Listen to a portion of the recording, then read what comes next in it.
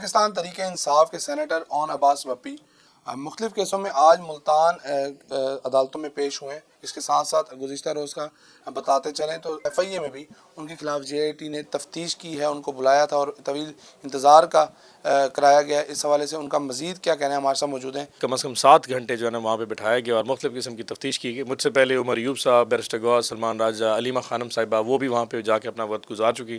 مجھے بھی کل بلایا گیا اور مختلف سوالات پوچھے گئے کہ کس طرح ہم جو پاکستان سوشل میڈیا ہے، پی ٹی آئی کا سوشل میڈیا ہے، اس کا جو وہ کس طرح اس کو چلایا جاتا ہے اور اس کے معاملات ہیں۔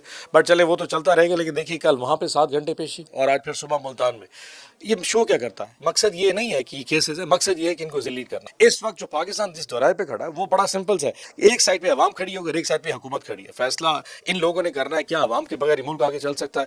جب یہ فیصلہ کر لیا جائے گا، مجھے لگتا ہے وہ دن جب کو عمران خان کو نکالنا پڑے گا۔ اگر آپ چاہتے ہیں کہ عوام کی آپ پاپولیرٹی آئے گی، آپ نے دہشت گردی میں جانا ہے، آپ کو عمران خان کی اس وقت بیکنگ چاہیے۔ کوئی بھی ملک اپنی عوام کی بیکنگ کے بغیر کس طرح کا آپریشن نہیں ہو سکتا۔ اب ان لوگوں کو سمجھنا چاہیے کہ بہت ہو چکا، ہر چیز کی یاد ہے۔ آئی ایم شیور یہ عقل کے ناخن لیں گے انشاءاللہ جلدی۔ ملتان سے ایم پی ہیں رکن صوبائی اسمبلی محمد ندیم قریشی صاحب، بتائیے گا اجازت طلب کی گئی ہے ورکرز کنونشن کے لیے، 2-3 سال سے ورکر کنونشن نہیں ہوا، کس حد تک امید ہے کہ اجازت مل جائے گی؟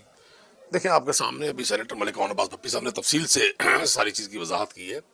اب موجودہ حکومت جو کہ فارم 47 کی حکومت ہے، ان کی قطعاً خواہش نہیں ہے، ان کو اگر اب کسی چیز سے خوف ہے عمران خان کے بعد، وہ پاکستان کی عوام ہے۔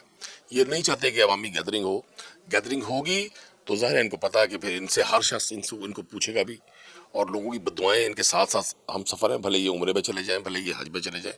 پاکستان کی عوام غربت اور مہنگائی میں اگر پسی ہے، پاکستان میں لا قانونیت اور دہشت گردی ہے، اس کی وجہ آج کی سرکار ہے۔ میں سمجھتا ہوں گورنمنٹ جب حکومتیں عوام سے ڈرنا شروع کر دیں تو وہ حکومتیں نہیں ہوتی، وہ پپٹس ہوتے ہیں۔